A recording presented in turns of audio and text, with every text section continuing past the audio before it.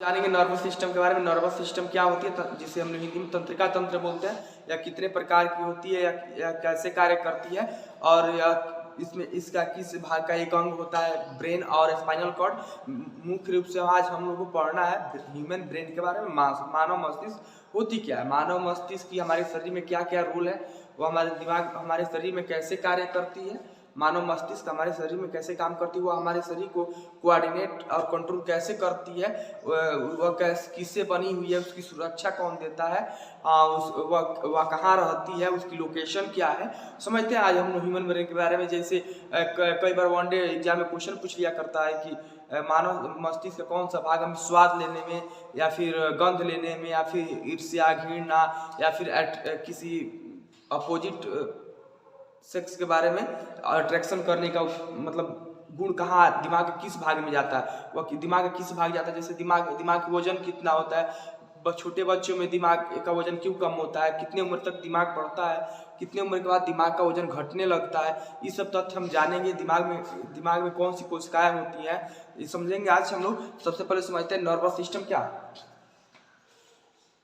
समझते हैं। Nervous system के बारे में, नर्वस सिस्टम पहले समझते हैं। नर्वस सिस्टम जिसे हम बोलते हैं तंत्रिका तंत्र, जिसे हम बोलते हैं तंत्रिका तंत्र। नर्वस सिस्टम तंत्रिका तंत्र क्या होती है, शरीर में बहुत सारी सिस्टम पाई जाती है, लगभग 8-9 के करीब पाई जाती हैं। जैसे skeletal system, respiratory system, circulatory system, reproduction system, क्या बोलते हैं, और बहुत सारी सिस्टम पाई जाती है। जैसे नर्वस सिस्टम, ऐसे बहुत सारी सिस्टम पाई जाती हैं। Excretory system. और समझते हैं तंत्रिका तंत्र क्या होती है, जो पूरे शरीर को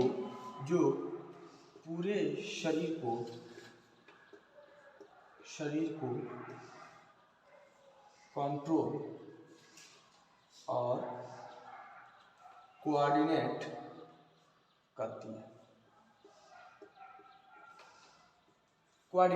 है, नर्वस सिस्टम होती क्या है, जो पूरे शरीर को कंट्रोल और कोऑर्डिनेट करने के काम होती है। इसका एक बहुत ही मुख्य भाग होता है ब्रेन, उसी के बारे में आज हम लोग को पढ़ना है कि ह्यूमन ब्रेन होती क्या है, इसका रोल क्या होता है शरीर में। सबसे पहले समझते हैं नर्वस सिस्टम क्या है, जो पूरे शरीर को कंट्रोल और कोऑर्डिनेट करने का कार्य करती है। उसके बाद सबसे पहले समझते हैं सिस्टम क्या होती है। सिस्टम मतलब होता है तंत्र, सिस्टम मतलब तंत्र होता है। तो तंत्र होती क्या है, जैसे कि हमारा शरीर एक क्या है, तंत्र है। हमारा पूरा शरीर ही एक तंत्र है, हमारा पूरा शरीर ही एक तंत्र। अगर इसमें से कि शरीर के किसी भी एक भाग को निकाल दे तो हमारा शरीर पूरी अच्छी तरह से अपना परफॉर्मेंस नहीं कर पाएगा। जैसे कार है, कार का अगर उसके पहिए निकाल दें, कार एक क्या है, सिस्टम है। अगर कार से उसके पहिए निकाल दें तो अपना परफॉर्मेंस उसका परफॉर्मेंस क्या होगा, बिगड़ जाएगा, और पूरे बढ़िया तरह से अपना परफॉर्म नहीं कर पाएगी, अपना जो फंक्शन होगा उसको परफॉर्म नहीं कर पाएगी अच्छे से।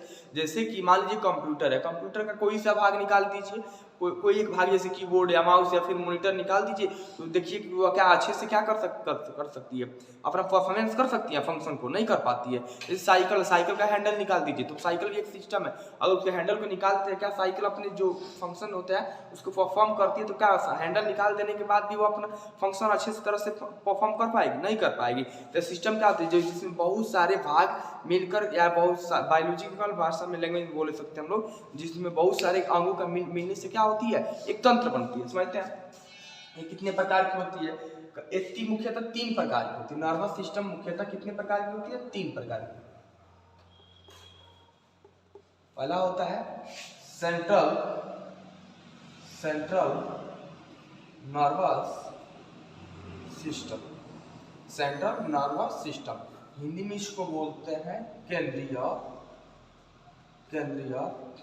तंत्रिका तंत्र, हिंदी में इसको बोलते हैं केंद्रीय तंत्रिका तंत्र। दूसरी होती है पेरीफेरल नर्वस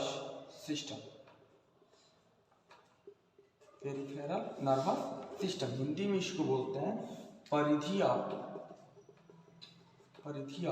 तंत्रिका तंत्र। तीसरी होती है ऑटोनोमस नर्वस सिस्टम, जिसे हम लोग स्वायत्त तंत्रिका तंत्र बोलते हैं। कह रहा है कि नर्वस सिस्टम, तो नर्वस सिस्टम क्या है, तो नर्वस सिस्टम पूरे शरीर को कंट्रोल और कोऑर्डिनेट करने का कार्य करता है। शरीर इसके तीन भाग होते हैं, मुख्यतः तीन भाग होते हैं। पहला को बोलते हैं सेंट्रल नर्वस सिस्टम, जिसको हिंदी में बोलते हैं केंद्रीय तंत्रिका तंत्र। दूसरा होता है पेरिफेरल नर्वस सिस्टम, जिसको हम बोलते हैं परिधीय तंत्रिका तंत्र। तीसरा होता है ऑटोनोमस नर्वस सिस्टम, जिसको बोलते हैं स्वायत्त तंत्रिका तंत्र। यानी आपसे एग्जाम में क्वेश्चन पूछ लिया करता है या कितने प्रकार के होते हैं, मुख्यतः तीन प्रकार की होती हैं। और सब देखो उसके बाद से आप सेंट्रल नर्वस सिस्टम, जैसे आपसे वनडे एग्जाम में कई बार क्वेश्चन पहले इसको भाग करते हैं। हमको पढ़ना है मुख्य रूप से ब्रेन को, तो चलते हैं ब्रेन के बाद। तो सेंट्रल नर्वस सिस्टम को दो भागों में बांटते हैं। सेंट्रल नर्वस सिस्टम को दो भागों में बांटते हैं। एक होता है ब्रेन, जिसको हम लोग दिमाग बोलते हैं, दिमाग। दूसरा का होता है स्पाइनल कॉर्ड, जिसको हम लोग मेरु रज्जु बोलते हैं। क्या बोलते हैं? मेरु रज्जु, जिसको हम लोग मेरु रज्जु बोलते हैं। यानी नर्वस सिस्टम तंत्रिका तंत्र जो पूरे शरीर को कंट्रोल और कोऑर्डिनेट करने का काम करो। पूरे शरीर की जिम्मेवारी किस पे होती है? नर्वस सिस्टम पे ही होती है। जैसे कंकाल तंत्र, उत्सर्जन तंत्र, या फिर क्या बोलते हैं रिप्रोडक्शन सिस्टम, ऐसे भी जितने भी सारे सिस्टम है उस सबका कंट्रोल कौन करती है? तो तंत्रिका तंत्र करती है। उसके बाद से सेंट्रल, इसको तीन भागों में बांटा गया है। सेंट्रल नर्वस सिस्टम, केंद्रीय तंत्रिका तंत्र, पेरिफेरल नर्वस सिस्टम, परिधीय तंत्रिका तंत्र, ऑटोनोमस नर्वस सिस्टम, स्वायत्त तंत्रिका तंत्र। अब कह रहा है कि अब ब्रेन किस भाग में आता है? ब्रेन आता है सेंट्रल नर्वस सिस्टम के भाग में आता है। ब्रेन यानी दिमाग और स्पाइनल कॉर्ड। स्पाइनल कॉर्ड को भी समझेंगे। स्पाइनल कॉर्ड का बहुत ही अच्छा रोल है हमारे शरीर में। एक तरह से ये भी दिमाग ही है, समझेंगे इसको। लेकिन आज हम लोग का मुख्य टॉपिक है ब्रेन, ह्यूमन ब्रेन। आज पढ़ना हम लोग को ह्यूमन ब्रेन के बारे में। क्या पढ़ना? ह्यूमन ब्रेन के बारे में। ह्यूमन ब्रेन होती क्या है? कभी आप लोगों ने सोचा है आखिर हमारा दिमाग जो है ऊपर ही क्यों है?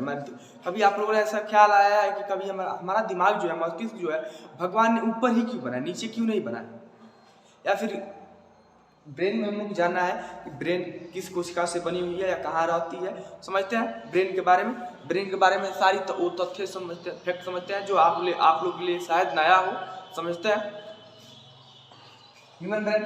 मानव मस्तिष्क जो होता है, मानव मस्तिष्क सबसे शरीर के ऊपरी भाग में पाया जाता है, सबसे ऊपरी भाग में पाया जाता है। जैसे कि हमारी खोपड़ी है। चलिए समझते हैं। सबसे पहले समझते हैं कि ह्यूमन ब्रेन होता क्या है, इसकी लोकेशन समझते हैं। इसकी लोकेशन समझते हैं। लोकेशन कहाँ होती है, या इसकी लोकेशन कहाँ होती है, होती कहाँ है? यह होती है कपाल अस्थि के नीचे, कपाल अस्थि के नीचे, जिसे हम लोग कपाल अस्थि के नीचे बोलते हैं क्रेनियम। क्या बोलते हैं? क्रेनियम, जिसे हम लोग बोलते हैं क्रेनियम। कपाल अस्थि के नीचे का भाग, कपाल अस्थि के नीचे के भाग को हम लोग क्या बोलते हैं? ब्रेन बोलते हैं। कहाँ होती है ब्रेन? कहाँ होती कहाँ है?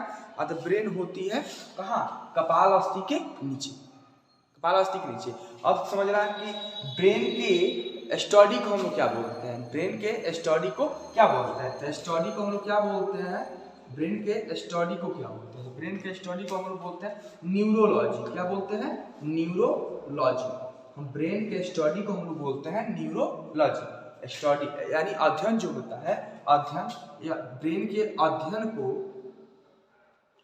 को हम लोग क्या बोलते हैं? न्यूरोलॉजी बोलते हैं।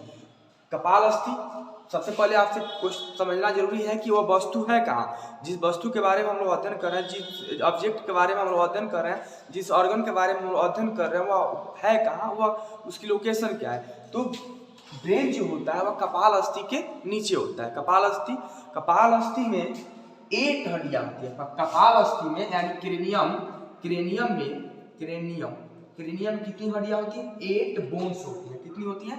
8 बोन्स होती हैं। 8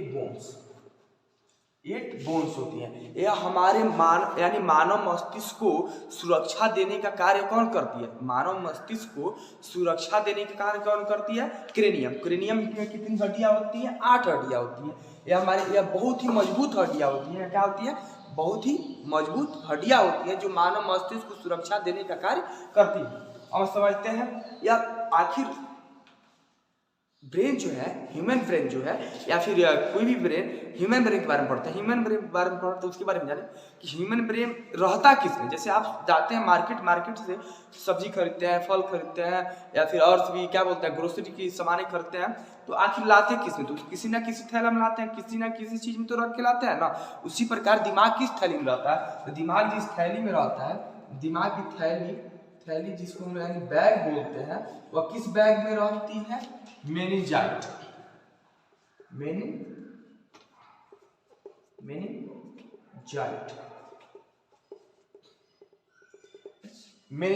आपने देखा होगा अक्सर लोग बोलते हैं कि दिमाग हमारे सिर में दर्द है।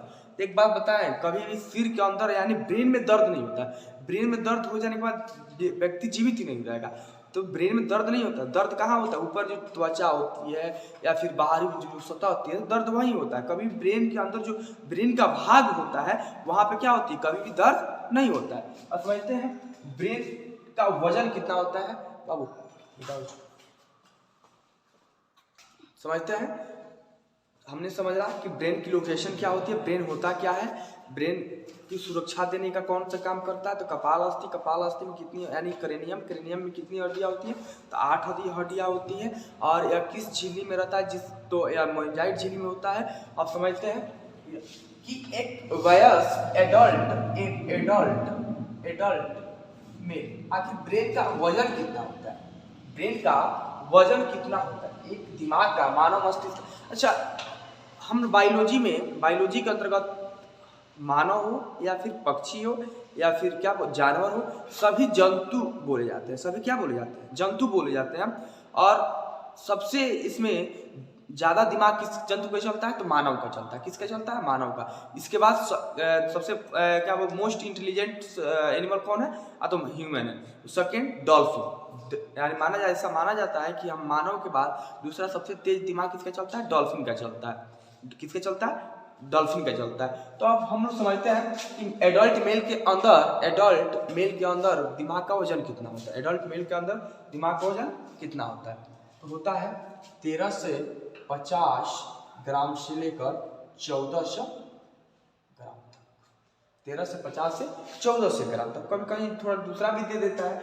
उसके बाद समझते हैं कि एडल्ट फीमेल के अंदर कितना होता है? एडल्ट फीमेल के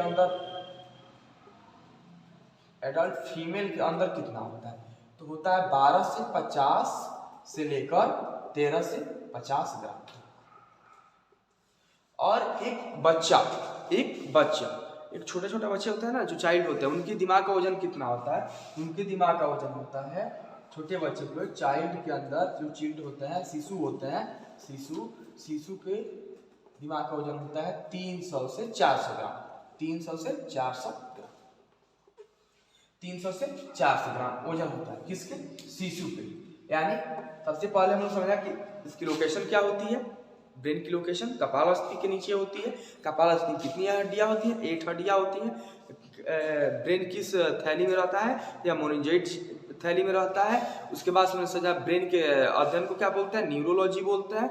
ब्रेन के अध्ययन को क्या बोलते हैं? न्यूरोलॉजी बोलते हैं। तो आप समझते हैं कि मानव मस्तिष्क का वजन कितना होता है? मानव मस्तिष्क का वजन कितना होता है? तो एडल्ट मेल का वजन कितना होता है? 13 से 50 से 1400 ग्राम या 14 से 50 ग्राम भी आ जाता है कहीं पे, 14 से 50 ग्राम तक होता है।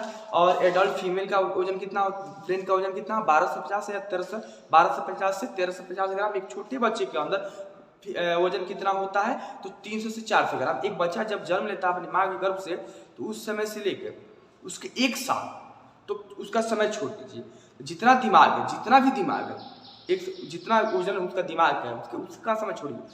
उसके बाद 1 साल और 2 साल के उसके उम्र के बीच की जो दिमाग होती है, वो पहले की डायरेक्ट 2 गुनी हो जाती है। पहले की डायरेक्ट क्या होती है? 2 गुनी हो जाती है। उसका वजन कितना हो जाता है? 2 गुना हो जाता है। यानी सबसे ज्यादा, अच्छा, सबसे मोस्ट इंटेलिजेंट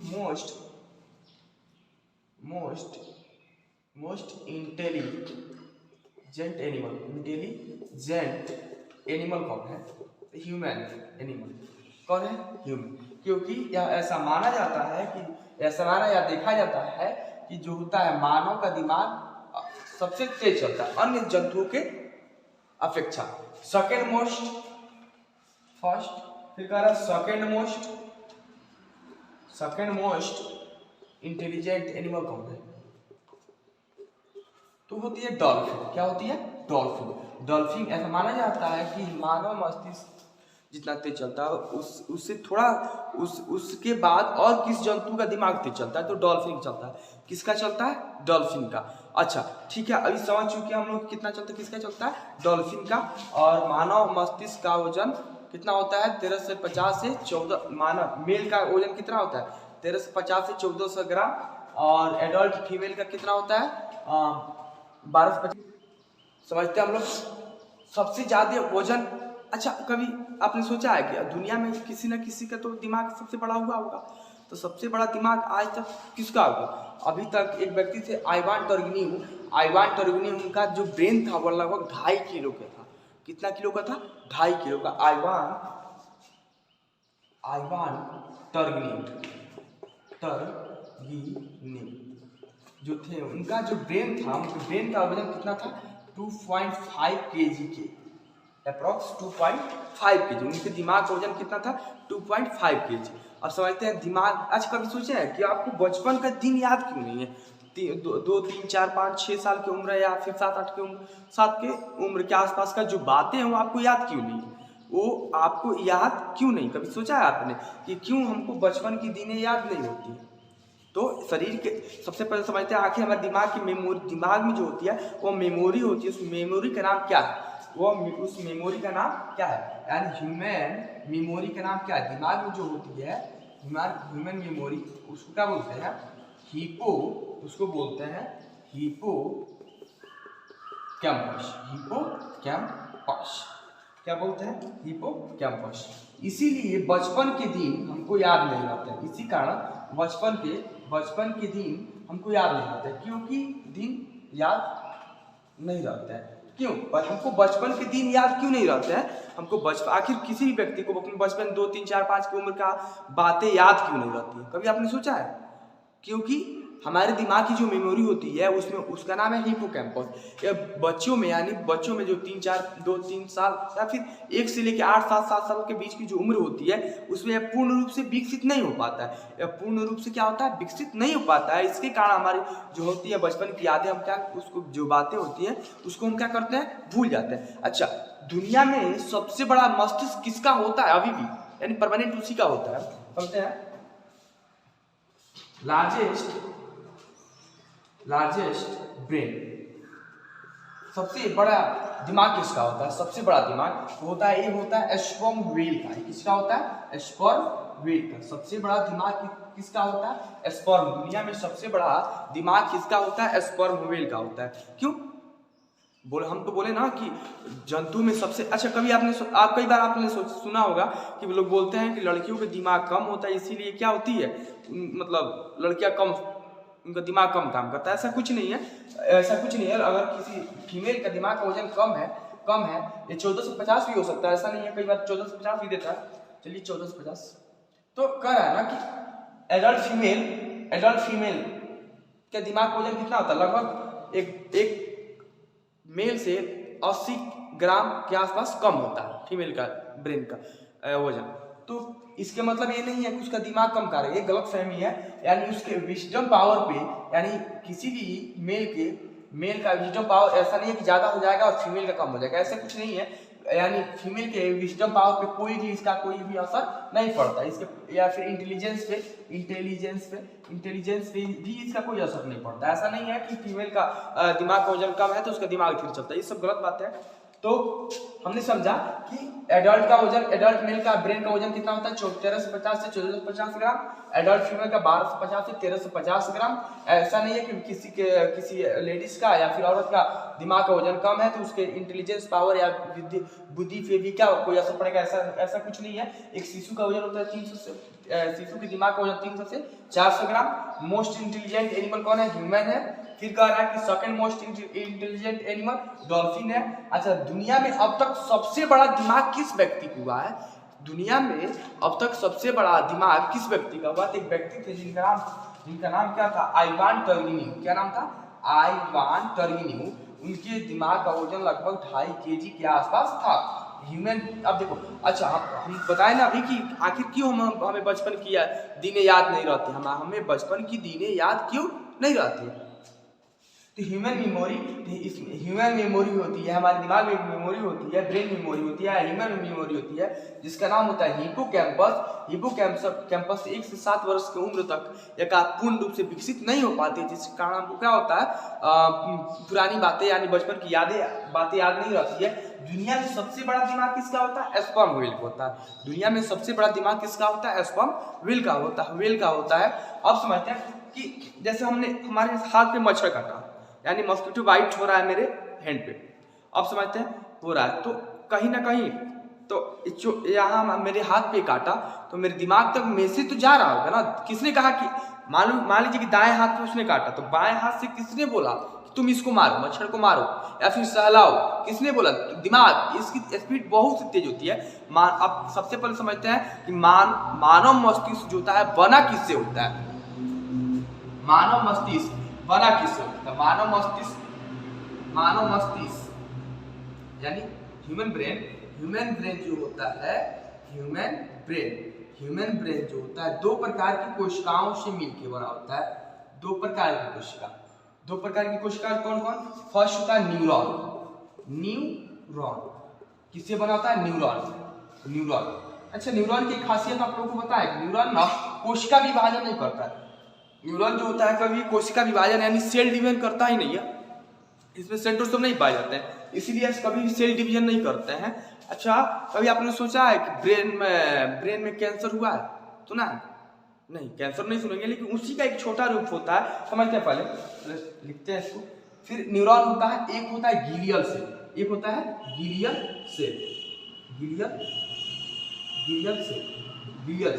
यह दिमाग में जितनी भी कोशिकाएं होती हैं, यानी जिसको हम ह्यूमन ब्रेन बना होता है किसी तंत्रिका कोशिका, इसको न्यूरॉन को हिंदी में तंत्रिका कोशिका भी बोलते हैं। या दिमाग के कुल 90% भाग का होती है। 90% जो भाग होता है वह किससे बना होता है, दिमाग का 90% भाग जो होता है वह न्यूरॉन से बनी होती है। दिमाग का 90% भाग न्यूरॉन से बनी होती है, जबकि 10% भाग जो है वह किससे बनी होती है, 10% भाग जो होती है वह किससे बनती है, ग्लियल सेल से बनी हुई होती है, ग्लियल सेल से बनी होती है। आपने सुना होगा, कभी सुना है कैंसर होता है? नहीं, ऐसा नहीं सुनता है, लेकिन उसी का एक रूप होता है। तो कैंसर क्या होता है, जब बहुत सारी शरीर में लगातार खूब कोशिकाएं बनने लगेंगी, जैसे पूरे शरीर में सबसे ज्यादा कोशिका कहाँ बनती है, लीवर बनती है, जबकि क्या कोशिका विभाजन होती है और दिमाग में होता ही नहीं, क्योंकि यहाँ पे न्यूरॉन होता है। न्यूरॉन क्या करता है, कोशिका को विभाजित या नया कोशिका बनाता ही नहीं है। न्यूरॉन जो होता है नई कोशिका का निर्माण ही नहीं करता है। लेकिन तो फिर ब्रेन ट्यूमर कहाँ से होता है, तो ब्रेन ट्यूमर इसलिए होता है, जैसे ब्रेन ट्यूमर होता है और छोटे रूप में खतरनाक हो जाता है, जैसे ब्रेन ट्यूमर। तो ब्रेन ट्यूमर क्यों होता है, ग्लियल सेल के कारण। कौन सा, ग्लियल सेल के कारण, क्योंकि यह 10% होता है, यानी अगर किसी भी चीज का 100% होता है, यानी 100 रुपया है तो 90 रुपया कौन रखा है, न्यूरॉन रखा है, जबकि 10 रुपया कौन रखा है, ग्लियल सेल। इसी कारण क्या होती है, ब्रेन ट्यूमर जैसी बीमारियां उत्पन्न होती है मानव शरीर में। क्या होते हैं, तो हमारे शरीर में मैसेज भेजने का काम कौन करता है, देखो दिमाग में रक्त वाहिकाएं होती हैं, रक्त भेजने का काम करती है। उसके बाद से क्या बोलते हैं, हमारे दिमाग में कभी अच्छा चलो, जैसे सोडियम होता है जो पसीने के रास्ते से क्या आता है समझ। अब देखते हैं अपने ब्रेन के बारे में कुछ नई बातें, रोचक तथ्य समझते हैं कि हमारे ब्रेन के बारे में कुछ रोचक तथ्य समझते हैं। तो रोचक तथ्य फैक्ट नंबर 1 डालते हैं। फैक्ट नंबर 1 क्या है, फैक्ट नंबर 1, किसी व्यक्ति की ब्रेन की वजन जो होती है ना, 1-2 ग्राम 3 ग्राम पर ईयर बढ़ते रहती है, या लगभग 1 से 1 ईयर से लेके 18 ईयर्स तक बढ़ती है, 18 ईयर्स तक बढ़ती है। एक ब्रेन का वजन जो होता है, 1 से 18 वर्ष तक बढ़ता है, थोड़ा बहुत नाम मतलब बहुत कम धीरे विकसित हो जाता है 1 से 18 वर्ष के बाद। और फैक्ट नंबर 2 यही है, यहाँ पे भी है, यहाँ पे देखिए कि कह रहा है कि अगर किसी व्यक्ति की आयु, अगर यदि किसी व्यक्ति की आयु 25 या फिर 26 वर्ष से ज़्यादा होने लगे, वर्ष से ज़्यादा होने लगे तो उसकी जो होती है ना, यदि किसी व्यक्ति की ब्रेन की यदि किसी व्यक्ति की उम्र 25 से 26 वर्ष से ज़्यादा होने लगे तो उसका ब्रेन जो होता है ना, हर साल उसकी ब्रेन जो होती है हर साल क्या होती है 2.5 यानी 2.5 ग्राम से लेके 3.5 ग्राम तक घटते जाता है। क्या घटते जाता है? घटते जाता है। यानी यदि किसी व्यक्ति की आयु, हमने बोला फैक्ट नंबर 1 कि 1 से 18 वर्ष तक की उम्र तक आपका दिमाग का वजन बढ़ता है, जबकि कोई यदि किसी व्यक्ति की आयु 25 से 26 से जब ज़्यादा होना है, आपने अक्सर सुना होगा, आपके गार्जियन या फिर गुरुजी, अभी जो टीचर लोग होते हैं या फिर आपके जो एल्डर्स होते हैं, बोलते हैं कि आप अपने 18 से 24 वर्ष की उम्र में जो करना है कर लीजिए, अक्सर बोला करते हैं। क्या कभी आपने सोचा है कि वो ऐसे क्यों बोलते हैं? यानी मानव मस्तिष्क के जो वजन होता है हर साल 25 से 26 वर्ष की उम्र के बाद हर साल 2.5 से 3.5 ग्राम के बीच क्या होता है? घटते जाता है। वजन धीरे धीरे घटते जाता है, यानी सिकुड़ने लगता है। वजन घटने का मतलब क्या होता है? दिमाग जो होता है सिकुड़ने लगता है। अब जीवित व्यक्ति के अंदर, फैक्ट नंबर 3, जीवित व्यक्ति का जो ब्रेन होता है, जीवित व्यक्ति का जो ब्रेन होता है वह क्या होता है? काफी सॉफ्ट होता है। काफी क्या होता है? सॉफ्ट, यानी नरम। काफी क्या होता है? नरम होता है। जीवित व्यक्ति का जो ब्रेन होता है वह काफी क्या होता है? सॉफ्ट होता है। काफी क्या होता है? सॉफ्ट। कभी आपने सुना है, कभी आपने सोचा है कि पसीने की रास्ते, कभी आप गर्मी के दिनों में ब्लैक कलर का या फिर लाल कलर का शर्ट पहनिएगा तो देखिएगा पसीना आता है, उसके बाद सफेद सफेद धब्बे जम जाते हैं। सफेद क्या होते हैं? धब्बे जम जाते हैं। कभी आपने सोचा है क्या होता है? हमारे दिमाग में क्या होती है? सोडियम भरी होती है। दिमाग के अंदर क्या भरी होती है? सोडियम। मिनरल जो होता है हमारे शरीर में, हमारे ब्रेन में कौन सी मिनरल पाई जाती है? मिनरल पाई जाती है, यानी खनिज पाई जाती है, मिनरल्स पाई जाती है। तो उसका नाम है Na यानी सोडियम। अच्छा, सोडियम का काम क्या होता है? सोडियम का काम कभी सोचा आपने कि सोडियम करता क्या है? जो सफेद धब्बे जम जाते हैं पसीने के रास्ते से, जो बाहर आते हैं सफेद धब्बे जम जाते हैं, कभी सोचा आपने क्या होता है कि वे क्या होते हैं? वे सूचना भेजने का काम करते हैं। क्या भेजने का काम करते हैं? सूचना भेजने का। सूचना जो मैसेज भेजने का, पूरे शरीर तक मैसेज भेजने का कार्य कौन करता है? सोडियम करती है। पूरे शरीर के अंदर सूचना भेजने का काम कौन करती है? आपने देखा होगा कि अक्सर व्यक्तियों को गर्मी काफी जब पसीना बह जाएगा तो उसके अंदर क्या होती है? सोडियम की कमी। आपने कभी देखा होगा किसी बच्चे को धूप में प्रेयर करते हुए या फिर चलते हुए काम करते हुए चक्कर आता है तो उसका लक्षण क्या होता है? क्या सोचना चाहिए आपको कि उस समय उसके अंदर क्या होती है? सोडियम की कमी होती है। उस समय उसके अंदर क्या होती है? उसके मस्तिष्क में या पूरे शरीर में सोडियम कमी हो जाती है। तो हम लोग भी क्या करते हैं, हमारे जो पूर्वज भी थे वो काफी होशियार थे। क्या उन लोग पास उतनी टेक्नोलॉजी थी जो आज हम पता लगा रहे हैं कि हमारे दिमाग में क्या होती है? सोडियम भरी होती है, यानी भरी होती है, जो सूचना भेजने का या फिर संचार का काम करती है। तो उस समय क्या पता था? ऐसे कुछ ही पता नहीं था, फिर भी वो लोग क्या करते हैं, आप देखे होंगे अक्सर किसी व्यक्ति को चक्कर आता है या फिर जब शरीर में सोडियम कमी हो जाती है तो ये लोग हमारे गार्जियन या माता पिता जो पेरेंट्स होते हैं क्या करते हैं?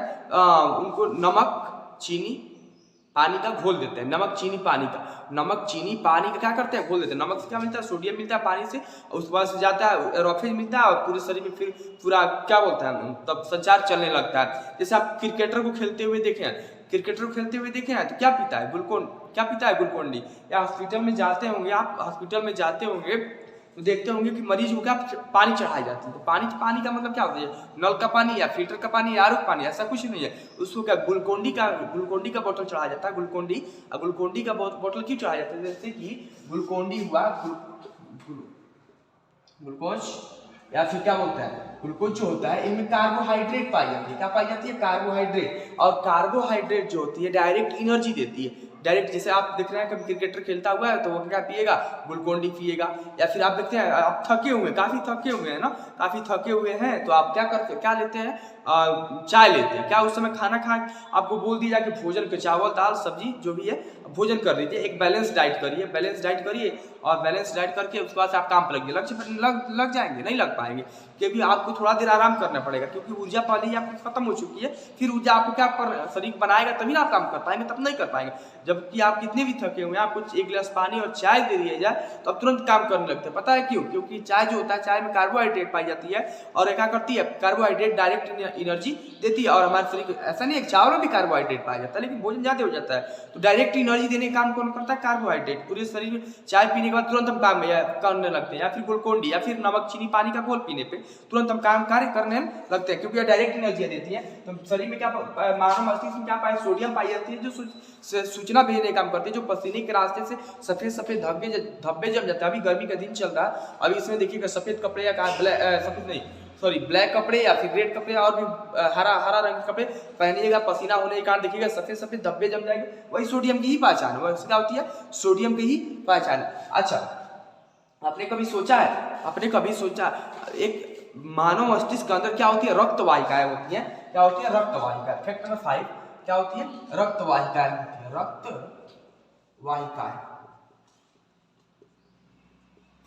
रक्त वाहिकाएं कहा, ऐसा माना जाता है कि अगर मानव मस्तिष्क की रक्त वाहिकाओं को पूरा फैलाया जाए तो आधी चंद्रमा इतनी दूरी तय कर लेंगे। ऐसा साइंस के द्वारा कहा गया है कि अगर मानव मस्तिष्क की जितनी भी इसमें क्या है तंत्रिका रक्त वाहिकाएं हैं, अगर इसको पूरा फैला दिया गया तो आधी चंद्रमा इतना दूर तक फैल जाएंगे। यानी लगभग अगर ऐसे देखें तो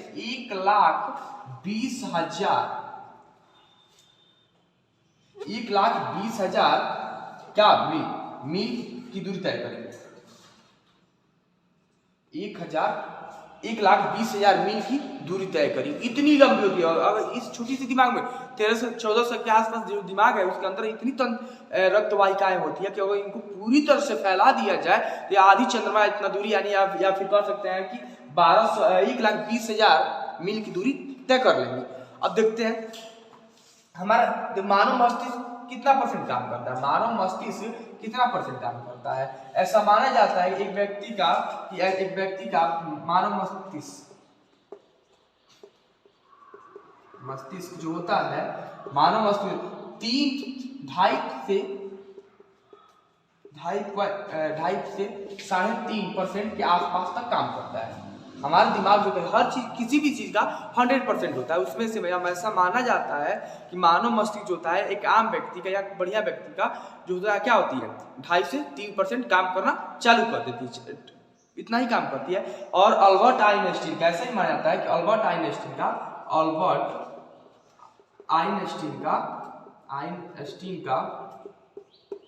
आइंस्टीन का दिमाग के लगभग कितना होता है 3.5 से 5% के आसपास उनका दिमाग काम करता था। जब किसी भी व्यक्ति का अगर दिमाग बहुत ज्यादा काम करने लग जाए, बहुत ज्यादा क्या उसका दिमाग कार्य करने लग जाए तो उसे एक बीमारी होती है जिसे एल्जाइमर कहते हैं। जिसे क्या कहते हैं? एल्जाइमर कहते हैं। जिसे एल्जाइमर कहते हैं। और एल्जाइमर किस प्रकार की बीमारी होती है? एल्जाइमर इस प्रकार की बीमारी होती है जिसमें आदमी भूलने की क्षमता बहुत ज्यादा होता है। दिमाग किसी भी चीज को कैच बहुत जल्दी करेगा लेकिन भूलेगा बहुत जल्द। किसी भी चीज को भूलते बहुत जाता है। मानव मस्तिष्क के बारे में देखते हैं। फिर रक्त वाहिकाएं कितना होती है? 1,20,000। अगले फैक्ट के बारे में चलते हैं कि अगला फैक्ट क्या है। चलते हैं नेक्स्ट फैक्ट क्या है। तो हमारा ब्रेन जो होता है ना, वह क्या करता है? पूरी शरीर के 20% ऊर्जा अकेले खपत करता है। 20% ऊर्जा अकेले ऊर्जा 20% ऊर्जा जो होता है खुद कौन लेता है? ब्रेन। पूरे शरीर में कितने, मान लीजिए 100 रुपया है, पूरे शरीर के पास कितना है? 100 रुपया। इसमें से 1400 ग्राम का ब्रेन कितना रुपया लेता है? 20 रुपया। पूरे इतने बड़े 5 से 5.5 6 फीट के शरीर को 6.5 फीट के शरीर को कितना हम लोग देते हैं? 80 रुपया रखते हैं। और इतना छोटा सा दिमाग, एक टेनिस बॉल के आकार का दिमाग कितना लेता है? 20% ऊर्जा एक क्या करता है? अपने पास खुद रखता है। अब अगला फैक्ट देखते हैं इसका कि पूरे शरीर का 20% ऊर्जा कौन रखता है? ब्रेन। यह शरीर का सबसे क्या होता है? फैटेस्ट ऑर्गन होता है। यह शरीर का सबसे फैटेस्ट यानी वसीय अंग होता है। वसीय अंग। वसा का मतलब क्या होता है? वसा का मतलब क्या होता है? चर्बी टाइप का, फैट, चर्बी टाइप का, वही ना फैट होते बोलते हैं। या शरीर में क्या होता है? शरीर का सबसे, ऐसा नहीं है कि किसी किसी व्यक्ति का तोंद निकल गया तो तोंद में क्या होता है? सबसे ज्यादा चर्बी होती है, नहीं तो इकट्ठा होती है ना, उससे नहीं। कह रहा है कि मानव शरीर में सबसे ज्यादा कहीं चर्बी या वसा या फैट होता है तो वह कहाँ होता है? मानव मस्तिष्क में होता है। या क्यों होता है? क्योंकि हमारे शरीर में अगर जैसे कुछ न्यूट्रिएंट्स लेते हैं, जैसे कि कार्बोहाइड्रेट्स, प्रोटीन, फैट्स, क्या होते हैं? फैट्स। इसमें सबसे ज्यादा अगर कोई ऊर्जा देता है ना तो फैट ही होता है। सबसे ज्यादा ऊर्जा देने का कार्य कौन करता है? फैट कर। सबसे ज्यादा अगर कोई ऊर्जा देता है तो कौन देता है? फैट देता है। शरीर का अगला देखिए, शरीर का जितना कोलेस्ट्रॉल होता है ना, कुल कोलेस्ट्रॉल का 25%, कुल कोलेस्ट्रॉल का कितना होता है? 25% अकेले दिमाग पर होता है। 25%। अच्छा, कोलेस्ट्रॉल का मतलब चिपचिपा पदार्थ, चिपचिपा, जैसे आप काजू बादाम या फिर काजू देखे हैं ना, काजू देखे या फिर जो चिपचिपा पदार्थ होता है, मतलब चिपचिपा, उसी कोलेस्ट्रॉल कितना होता है? 25% के आसपास होता है। अगला फैक्ट नंबर देखिए, एक दिमाग हमारे मानव मस्तिष्क का लगभग 70,000 के आसपास, लगभग 70,000 विचार उत्पन्न होते हैं दिन में। एक दिन में 70,000 विचार उत्पन्न होते हैं। मानव मस्तिष्क में एक दिन में लगभग 70,000 विचार उत्पन्न होते हैं। यानी 70,000 बातें हम सोचते हैं। क्या आज जैसे कि कुछ ऐसे बातें होंगी, जैसे कि हम पढ़ने जाएंगे तो सर मारेंगे, या फिर क्या बोलते हैं कि आज क्या पढ़ेंगे हम, या फिर घर जाएंगे तो क्या खाएंगे, मार्केट जाएंगे तो क्या खरीदेंगे, अपने मित्र के साथ क्या करेंगे।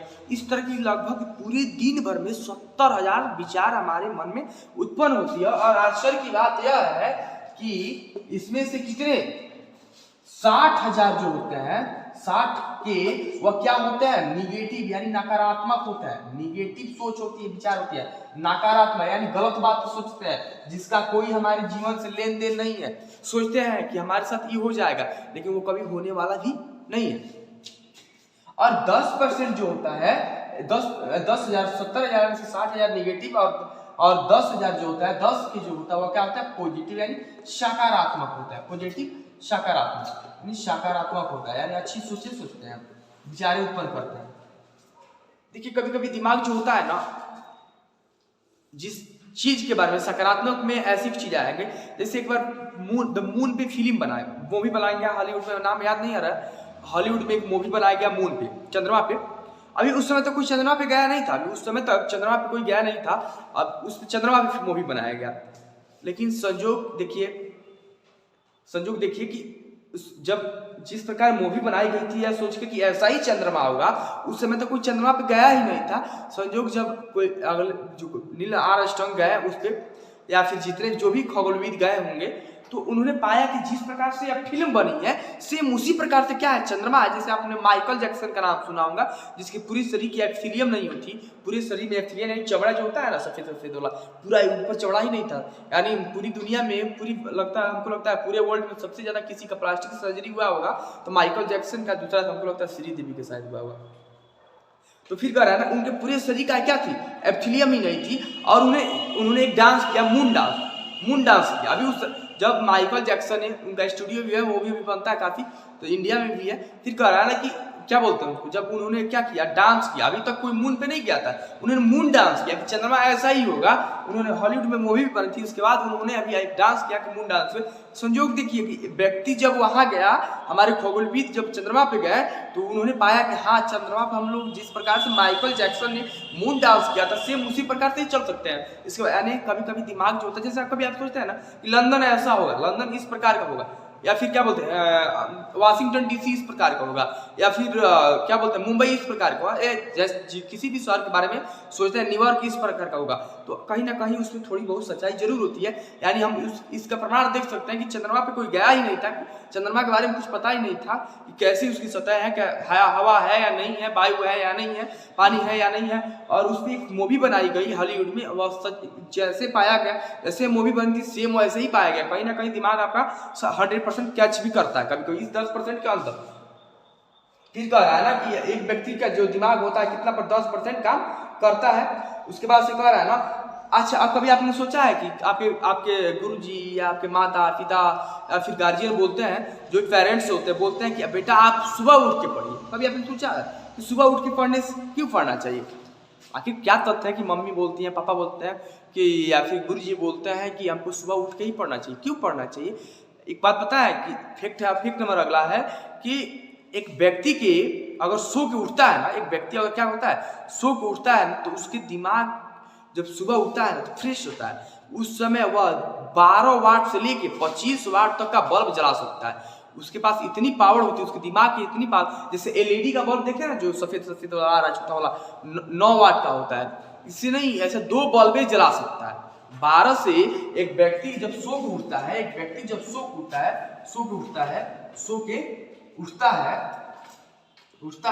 उसके दिमाग का उठता है ना तो उसके दिमाग कितना हो सकता है 10 यानी मान लीजिए 15 वाट के आसपास, मान लीजिए 15 वाट का बल्ब जला सकता है। इतनी पावर होती है ह्यूमन ब्रेन के पास, 15 वाट का बल्ब क्या कर सकता है, जला सकता है, इतनी पावर होती है। इसीलिए आपके गार्जियन बोलते हैं कि सुबह उठिए, सारी चीज डिलीट रहेंगी, आप तुरंत उठिए, याद करिए। ऐसा नहीं कि सोशल मीडिया पर लगिए मोबाइल व्हाट्सअप करते रहे। सुबह उठिए, अगर पढ़ना है तो सुबह उठिए और उस पर काम करना चालू करिए। सुबह नहीं हो रहा है, जब भी आप सो के उठेंगे, जब भी आप सो के उठेंगे, इतना तो नहीं लेकिन जो 2-2.5 घंटा का आप नींद लेते हैं, 2-2.5 घंटा की नींद लेते हैं तो कहीं ना कहीं आपका दिमाग में क्या होगी, ऊर्जा बढ़ेगी। या क्यों इतना वाट का बल्ब जला सकते हैं? क्योंकि हमारे दिमाग में क्या होती है, ऊर्जा की स्तर बढ़ती है। हमारे दिमाग उस समय भी काम करता है, ऐसा नहीं है लेकिन स्लो काम करता है, तभी ना मच्छर मारते हैं, फिर गर्मी की महसूस होती है, पसीना आता है, ठंडा लगता है, कहीं ना कहीं दिमाग तो उस समय भी काम करता है। लेकिन फिर भी क्या होता है, दिमाग के पास इतनी ऊर्जा हो जाती है कि वो 12 से 25 वाट का बल्ब जला सकता है। लगभग हम अप्रोक्स लिखे हैं 15 वाट के आसपास, उसके बाद जला सकता है, इतनी पावर उसके पास होती है। शरीर के मानव मस्तिष्क में एक अंग होता है जिसको बोलते हैं एडेनो। अच्छा कभी आपने सोचा है कि हमें नींद इतनी कभी जोर की क्यों आती है? नींद क्यों आती है? कभी आपने सोचा है नींद आती क्यों है हमको? तो नींद के बारे में अगर हमारे मानव मस्तिष्क का एक भाग होता है एडेनोसाइन पूरे दिन भर बढ़ता है, पूरे दिन भर क्या करता है, बढ़ने का काम करता है। पूरे दिन भर क्या करता है, बढ़ने का काम करता है। पूरी दिन भर जो होता है ना ये बढ़ने का काम करता है। रात जब जितने आप रात के करीब जाइएगा उतना ही यह जमा होती जाएगा, यानी इसकी संख्या बढ़ती जाएगी। सुबह से बढ़ना चालू हुआ है, बढ़ते काफी ज्यादा अब आपके ऊपर नींद का असर होते जाएगा। नींद का क्या होते जाएगा, असर। तो नींद आने के कारण क्या है, पूरे दिन बढ़ने के कारण नींद। यानी आपसे कोई पूछे कि नींद क्यों आता है, तो यानी हमारे दिमाग का मानव मस्तिष्क का एक भाग होता है एडेनोसाइन, जो पूरे दिन भर क्या करता है, बढ़ता रहता है। इसी कारण क्या होती है, हमें नींद आती है। इसी के कारण क्या होती है, नींद आती है। और फिर सुबह जब उठते हैं तो यह क्या होती है, समाप्त हो गई होती है। इसीलिए हमारा यह नहीं होता है, इसीलिए हमारा दिमाग जो होता है लगभग क्या होता है 10, 15 या 20 वाट के बल्ब को क्या कर सकता है, एलईडी का बल्ब होता है, उसको इतनी ताकत होती है कि उस बल्ब को जला सके। इतनी ऊर्जा उसके पास क्या होती है, ज्ञान होती है कि यह क्या करे, उसको जला सके। फिर देखिए ना, छोटे छोटे बच्चों को देखिए, काफी टीवी देखते हैं ना, काफी टीवी देखते हैं। टीवी देखने के कारण उनका दिमाग जो होता है ना, टीवी या मोबाइल, जब छोटे बच्चे, आप भी देखिएगा छोटे छोटे बच्चे होते हैं। आज के समय में तो बहुत ज्यादा हो गया है टीवी और मोबाइल।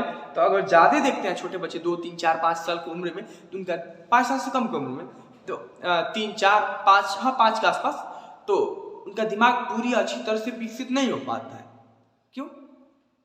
क्योंकि दिमाग पे जोड़ ही नहीं पड़ता है। अगर कोई बच्चा ज्यादा तौर पे टीवी या फिर मोबाइल का क्या सेवन कर रहा है तो उसका दिमाग क्या होता है, बहुत ज्यादा यानी विकसित नहीं हो पाता है। और एक बात पता है, दिमाग जो होता है दिन की तुलना में रात में अधिक क्या करता है, क्या कर सकता